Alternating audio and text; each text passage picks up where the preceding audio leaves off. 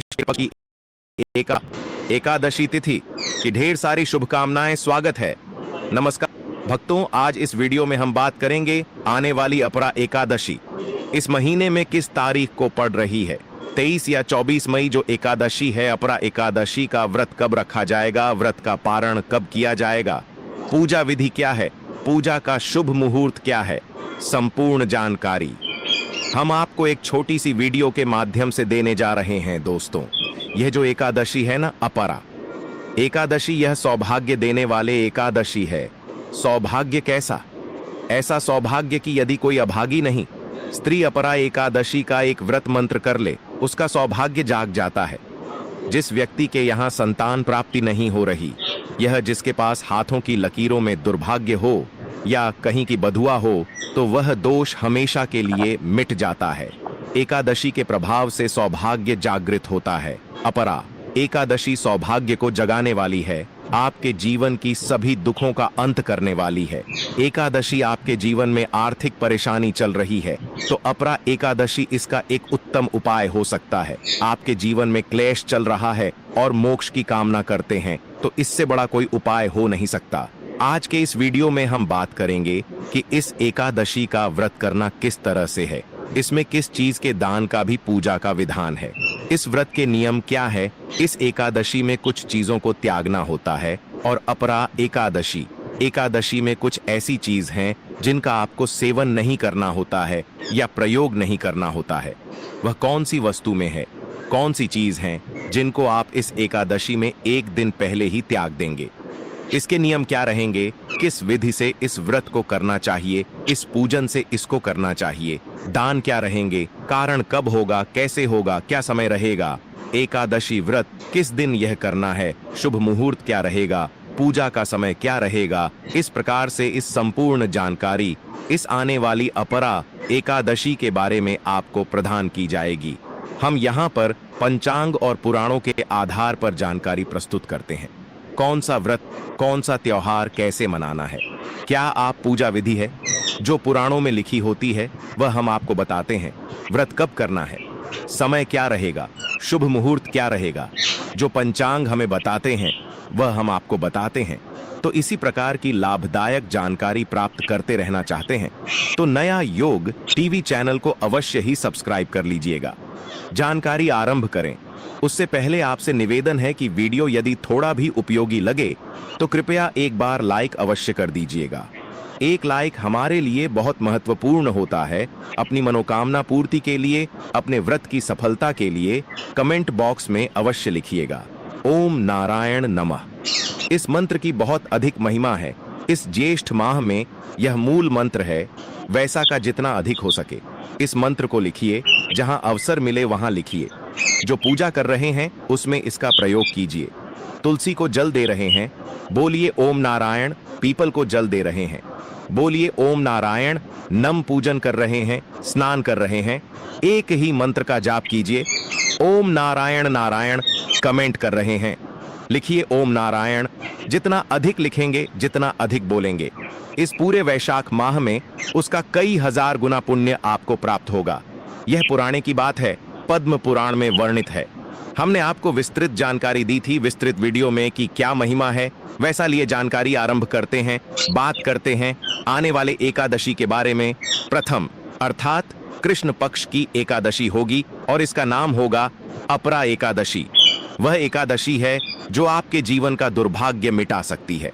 किसी एकादशी के बारे में जो पुराणों में वर्णन मिलता है ना, वह यही मिलता है कि यह अपरा एकादशी वह एकादशी है जो इस दुनिया में सर्वाधिक पुण्य देने वाली है। किस प्रकार से पुराणों में सबसे बड़ा दान क्या है, कन्यादान, और अन्य दान से बड़ा कोई भी दान पुराणों में नहीं बताया गया है। हमारे सनातन धर्म हिंदू धर्म की बात करें तो सबसे बड़ा दान अनुदान है। इससे देवता, मनुष्य और पितृ तीनों को रोड तृप्त और प्रसन्न किया जा सकता है। इसीलिए इसको महादान और सबसे बड़ा दान कहते हैं। यह होता है कन्यादान। आप जानते हैं अपरा एकादशी का एक व्रत करने से आपको 1000 कन्यादान करने का फल प्राप्त होता है। जितना अनुदान और कन्यादान दोनों को मिलाकर फल आपको प्राप्त होगा, उतना केवल एक वर्ष में एकादशी आपको कहूंगा कि एकादशी को दिन खोलकर कीजिए, भगवान का पूजन कीजिए, विधि से पूजन कीजिए, विधि से कथा श्रवण करिए और विधि से व्रत कीजिए। यह व्रत आपके इस जीवन के संकट को तो दूर करेगा ही, परलोक को भी सुधरेगा। यह वह व्रत नहीं है कि केवल परलोक में आपका काम आएगा, नहीं, यह इस लोक में भी काम आएगा। अर्थात यदि आप विधि अपरा एकादशी का पूजन विधान से करते हैं तो आपका सौभाग्य जागृत होगा। आपके जीवन में जो भी परेशानियां चल रही होगी, चाहे वह आर्थिक परेशानी चल रही है, चाहे वह शारीरिक परेशानी चल रही है, मानसिक परेशानी, ग्रह क्लेश चल रहा है, किसी से लड़ाई झगड़ा चल रहा है या काम ठीक से नहीं चल रहा है, व्यापार नौकरी आदि की परेशानी है, जो भी जीवन में परेशानी है ना, उसका हाल यह वर्तनी व्रत को विधि से कीजिएगा, विधान से कीजिएगा, नियम से कीजिएगा। इसके नियम अन्य अपरा एकादशियों से थोड़े अलग है। अर्जुन, नियम आपको बताए जाएंगे। वह ऐसा नहीं है कि मैं अपने आप कुछ बता दूंगा जो लिखा है पुराणों में, वही आपको मैं आप बताने जा रहा हूं। आप बात करते हैं कि इस एकादशी का पूजन अपने कैसे करना है, साथ ही इस एकादशी के नियम क्या रहेंगे और साथ बताएंगे कि इसका कर्तव्य करना कब है। एकादशी को जो व्रत करते हैं या अपरा एकादशी को व्रत जो भी करने वाले हैं, उन्हें दशमी तिथि से त्याग कर देना चाहिए। कुछ ऐसे कार्य हैं जो नहीं करना चाहिए, जैसे कांसे से के बर्तन में भोजन करना। यह आप दशमी तिथि को ही अर्थात व्रत के एक दिन पहले ही बंद कर देंगे। व्रत के एक दिन पहले से आपको कहां से के बर्तन में भोजन नहीं करना चाहिए। मांस वगैरह आदि का सेवन तो आप सभी जानते नहीं करना चाहिए। मसूर की दाल नहीं खाने चाहिए, चने की दाल नहीं खानी चाहिए, आंख हरी सब्जियां नहीं खानी चाहिए। गोंडा का साथ जो आता है, चना का साथ नहीं खाना है। गोंडा का साग नहीं खाना है। मधु अर्थात शहर प्रयोग नहीं करना है। अब आप कहेंगे, पंडित जी, शहर अगर प्रयोग नहीं करना है तो पंचामृत कैसे बनाएंगे? पंचामृत में आप शहर के स्थान पर गंगा जल मील दीजिएगा। दूसरे का अन्य आपको दशमी तिथि को ही त्याग कर देना है। भारत ने अपरा एकादशी पर आपको दूसरे का अन्य नहीं खाना है। एक दिन पहले भी दशमी तिथि को दूसरी बार भोजन भी नहीं करना है। दशमी तिथि को ही भोजन भी एक ही समय करना है। दोपहर के बाद अन्य ग्रहण नहीं करना है और स्त्री प्रसंग अर्थात ब्रह्मचर्य का पालन भी आप एक दिन पहले ही आरंभ कर देंगे कि वह नियम है जिनका पालन आपको अवश्य रूप से इस आने वाली अपरा एकादशी के व्रत में करना चाहिए। और व्रत वाले दिन की बात करते हैं तो व्रत वाले दिन आपको पान नहीं खाना चाहिए। यदि किसी की आदत है पान खाने की, दुकान, गुटखा आदि, उसको व्रत में नहीं खाना चाहिए। यह व्रत को खंडित करता है। दातुन नहीं करना चाहिए। जो आप मंजन प्रयोग करते हैं ना, यह मंजन भी प्रयोग नहीं करना चाहिए, क्योंकि इसमें भी या तो नमक आता है या केमिकल आता है। दूसरे की निंदा नहीं करनी चाहिए, दूसरे की चुगली नहीं करनी चाहिए और पापी मनुष्यों के साथ तो आपको बातचीत भी नहीं करनी चाहिए। सब त्याग देना चाहिए। क्रोध नहीं करना चाहिए। मिथ्या भाषण का त्याग कर देना चाहिए। और व्रत वाले दिन अगर भोजन की बात करें, आहार की बात करें, तो फल आहार का सेवन करना चाहिए।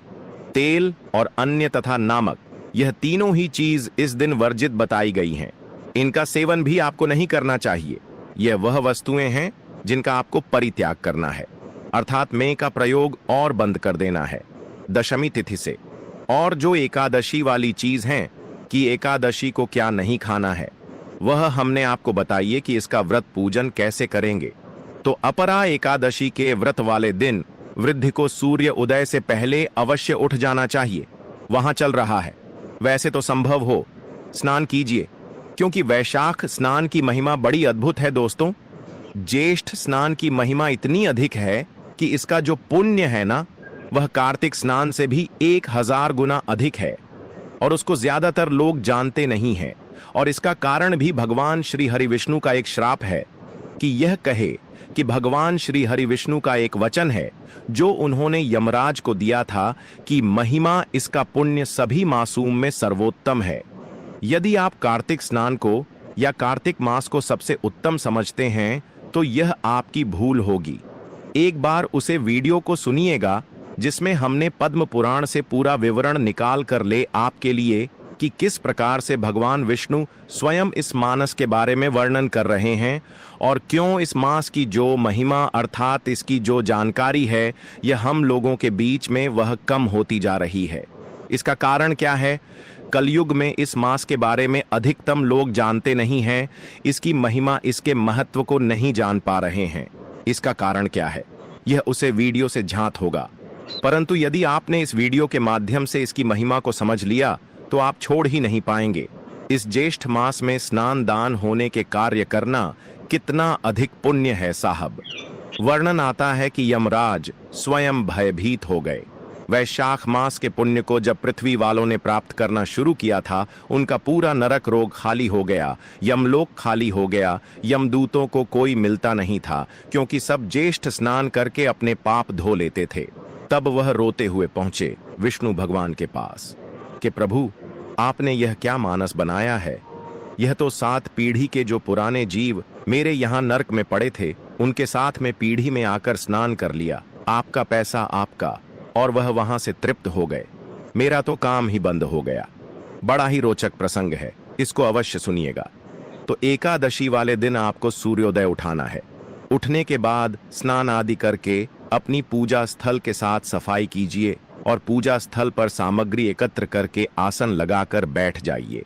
बात आती है कि सामग्री में हमें क्या क्या चाहिएगा, तो सामग्री नोट कर लीजिए। सामग्री में आपके पास होने चाहिए भगवान श्री हरि विष्णु की कोई प्रतिमा या तस्वीर, माधव रूप की अगर तस्वीर आपके पास हो, प्रतिमा हो तो बहुत उत्तम रहेगा, क्योंकि वह साथ में दोनों ही एकादशियों पर आपको भगवान के माधव स्वरूप का पूजन करना चाहिए। एक चौकी पीला वस्त्र, रोली मोली पान सुपारी लौंग इलायची धूप में, पुष्प की माला, खुले पुष्प चित्र, जानू तांबे का 1 लोटा, यह सामग्री आपको आवश्यक होगी। साथ ही पंचामृत बनाने के लिए कच्चा दूध, दही, घी, शहद और शक्कर, यह 5 चीज पंचामृत बनाने के लिए। क्योंकि एकादशी व्रत है, इसमें शहर प्रयोग नहीं होगा, तो उसके स्थान पर गंगा जल की सारी वस्तुएं आप एकत्र कर लीजिए। सामग्री एकत्र कर लीजिए। तांबे का लोटा लीजिए, उसे बच्चों से मांझिए और उसमें पहले गंगा जल भरिए, फिर उसमें शुद्ध जल भर लीजिए। आसन लगाकर बैठ जाइए और पूजन आरंभ कीजिए। एक पुष्प से सभी सामग्री पर और स्थान पर पहले छींटें दीजिए। इसका लाभ यह होगा कि इससे जो स्थान है, जो सामग्री है, वह सभी पवित्र हो जाएगी। छींटे दीजिएगा। हम मंत्र पढ़ते हैं, ओम पवित्र हो पवित्र एवं सर्वनव्यास। मेरे तो कुंडली कक्षा ही हो। इस प्रकार से अपने पवित्रीकरण किया है, शुद्धिकरण किया है। भगवान को विराजमान करेंगे, उससे पहले अपने हाथ धो लीजिए। अपने सीधे हाथ पैर जल लीजिए। हास्टल रक्षालन आप तो दीजिए। हाथ धोने के बाद भगवान की स्थापना कीजिए। चौकी बिछाइए। चौकी पर पीला वस्त्र अगर है तो वह भी चाहिए। और भगवान को स्थापित करने से पहले प्रार्थना कीजिए कि हे ईश्वर ही परमात्मा, हम आपके यहाँ आवाहन कर रहे हैं, आप यहाँ विराजमान हो और भगवान की तस्वीर को स्थापित कर दीजिए। यह भाव हो गया कि अपने भगवान को आसान दिया पुष्प के रूप में और भगवान आकर विराजमान हो गए। अब जिन लोगों के यहाँ चौकी नहीं है तो वह अन्यत्र स्थान पर भी भगवान का इसी प्रकार से स्थापना करेंगे। आपके पास जो भी उपयुक्त स्थान है पूजा का, वहां पर आप इसी प्रकार से निवेदन करके पुष्प रखिए और भगवान की तस्वीर या प्रतिमा को स्थापित कीजिए। राखिए आप। कुछ लोग कहेंगे कि हमारे पास तो पृथ्वी पर है, पूजन करना है हमें, तो हाँ, पृथ्वी पर रखकर भी पूजन कर सकते हैं। शुद्धता का ध्यान रखें, अच्छे से साफ सफाई कर लें। किसी का कच्चा मकान भी यदि है ना, तो उसको अच्छे से लिख लीजिए। उस स्थान को जहां अपने भगवान की तस्वीर रखनी है और पुष्प के रूप में आसान दीजिए, वहां पर भगवान की स्थापना कीजिए। वही फल है जो चौकी पर मिलेगा। और कहते हैं कि मुझे स्थान से अंतर नहीं पता लगता, मुझे आपका भाव जानना है। अगर आप भाव से पूजन करेंगे तो मेरे लिए सोने की चौकी पर बिठाने वाला और पृथ्वी पर बिठाने वाला दोनों ही बराबर है, दोनों ही समान। जिसको जितना मैंने दिया है उसको उसी अनुसार मेरा व्रत पूजन करना। स्थापना करने के बाद सामने दीपक रखिए। गीता दिया घी के दिए के नीचे भी आसान दीजिएगा। दीपक को कभी पृथ्वी पर नहीं रखते हैं या कहीं भी सीधा नहीं रखते हैं, आसान देते हैं और धूप रखिएगा। अब आपको दीपक को प्रचलित कर लीजिए, धूप को प्रचलित कर लीजिए और संकल्प कीजिए। व्रत करने का संकल्प करने के लिए अपने सीधे हाथ में जल लीजिए। 1 रुपये का सिक्का दक्षिण के रूप में काम से कम रखिए और 3 बार बोलिए, ओम श्री विष्णु, ओम श्री विष्णु, ओम श्री विष्णु। अपना नाम, अपना गोत्र, जिस स्थान पर बैठकर आप संकल्प कर रहे हैं वहां का मकान नंबर, क्षेत्र का नाम, शहर का नाम, ज्येष्ठ माह से कृष्णा पक्ष एकादशी, आयाम पुण्यतिथि, आयु आरोग्य पिता प्राप्त है, सौभाग्य प्राप्त प्यार था, यह सुख संपत्ति प्राप्त है। एकादशी व्रत पूजन संकल्पम संकट से विष्णु शरण शरण प्रताप, और वह संकल्प भगवान के चरणों में अर्पित कर दीजिए। हाथ जोड़कर नमस्कार कीजिए। अब आप भगवान का पूजन आरंभ करेंगे। पूजन करने के लिए भगवान के सामने एक पत्र रख दीजिए, कटोरी रख दीजिए या कोई अन्य पत्र जिसमें आप पूजा की सामग्री अर्पित करेंगे। भगवान को पहले पद आर्घ अजमानी कराया जाएगा। चल रहा है तो उसी के अनुसार मित्रों का प्रयोग करना है। माधव मास की अपरा एकादशी में माधव मास का प्रभाव बहुत अधिक देखा गया है, इसीलिए इस प्रकार से हमें पूजन करना चाहिए। सबसे पहले भगवान को पद्य और आज मणि अर्पित करेंगे। पद्य के रूप में 1 चम्मच जल अर्पित कीजिएगा। ओम भूर्भुव स्व श्री माधवय वैष्णव नमः। पद्यम समर्पयारी के रूप में जलपित कीजिए। भगवान माधव का पूजन करते हैं, भगवान के माधव स्वरूप का पूजन कर रहे हैं। ओम भूर्भुव स्वनारायणम के रूप में 1 चम्मच जल आप परमात्मा को अर्पित कीजिए। आज मैंने कराएंगे ओम भूर्भुव नम के रूप में 1 चम्मच अर्पित कीजिए। भगवान को स्नान करेंगे। स्नान के लिए 1 चम्मच जलापित करेंगे। जिनके पास प्रतिमा है वह प्रतिमा को नहीं लेंगे। ओम भूर्भुव स्व माधव आय नमः। पंचामृत बनाया, कच्चा दूध दही शहद के स्थान पर गंगा जल और शक्कर। ओम भूर्भुव स्व श्री माधवय नमः। पंचामृत स्नान, पंचम समर्पण। शुद्ध जल से स्नान करेंगे। शुद्ध जल संस्थान करने के लिए 1 चम्मच जल शुद्ध कीजिएगा। ओम भूर्भुव करेंगे। वस्त्र के रूप में मौलिक का 1 टुकड़ा थोड़ी है और वह भगवान को अर्पित कीजिए। ओम भूर भुवा स्वाहा वस्त्रम समर्पयारियों पवित्रम, या क्यों पवित्र पित करेंगे। जनवरी लीजिए, उसे पर तिलक कर लीजिए होली से और वह अर्पित कीजिएगा। ओम भूर्भुव नमः को चंदन लगाएंगे। चंदन लगाइए पवित्रम। इसके बाद भगवान को पुष्प की माला पहनाएंगे। पुष्प अर्पित करने के बाद धूप दीप दिखाएंगे। ओम भूर्भुवा स्वाहा रूपम समर्पयामि, श्री नारायण नारायण दिखाएंगे। ओम भूर्भुव स्व श्री माधव आय नमः। दीपम दृश्य स्वामी।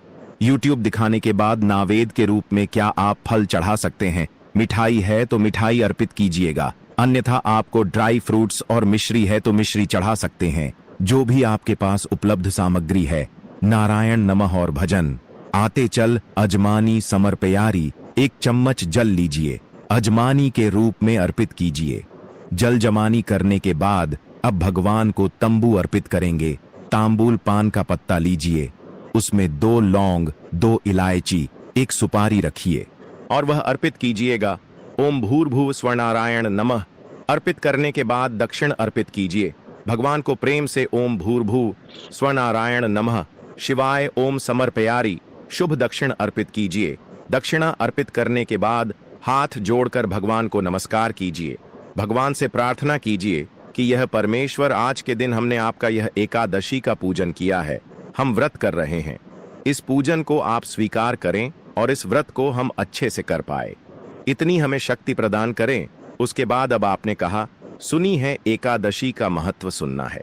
एकादशी की कथा यूट्यूब पर सुनते समय ध्यान रखिएगा कि यूट्यूब पर बहुत सारे चैनल किसी भी कथा को किसी भी नाम से चला देते हैं, तो सही चैनल चुने और सही ही कथा सुन।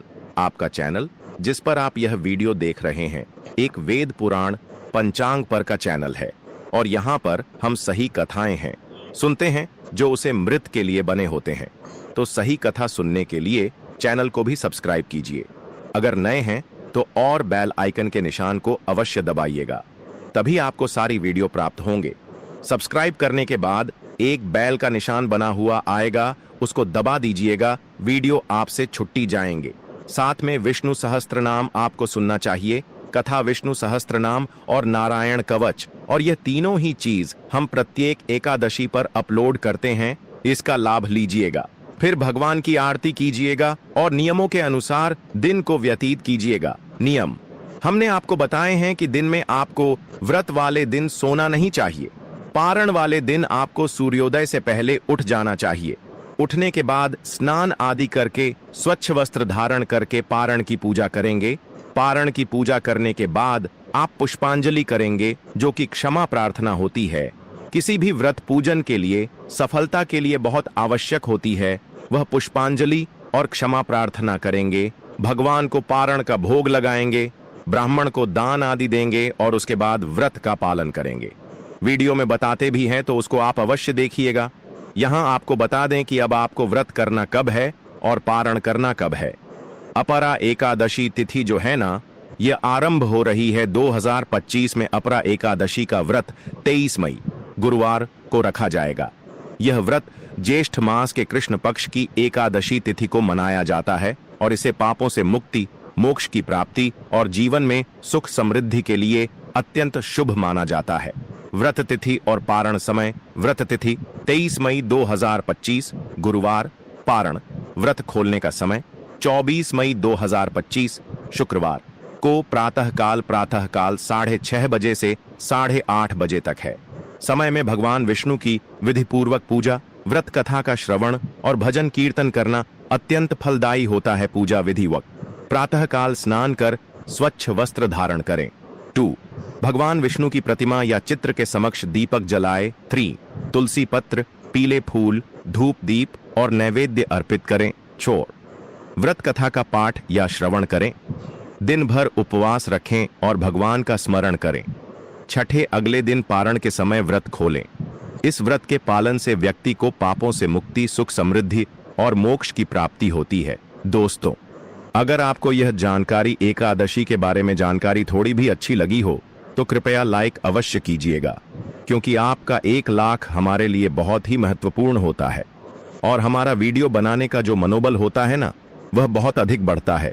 इसके लिए हमारी टीम आपको इसी प्रकार की जानकारी छोटी सी वीडियो के माध्यम से हमारा नया योग टीवी चैनल आपको प्रदान करता है। इसलिए चैनल पर नए तो चैनल को सब्सक्राइब जरूर ही कर लेना, ताकि इसी प्रकार की और भी ज्ञानवर्धक जानकारी आपको हम सीधे नोटिफिकेशन के माध्यम से प्राप्त कर सके। वीडियो के अंत तक बने रहने के लिए आप सभी का धन्यवाद दोस्तों।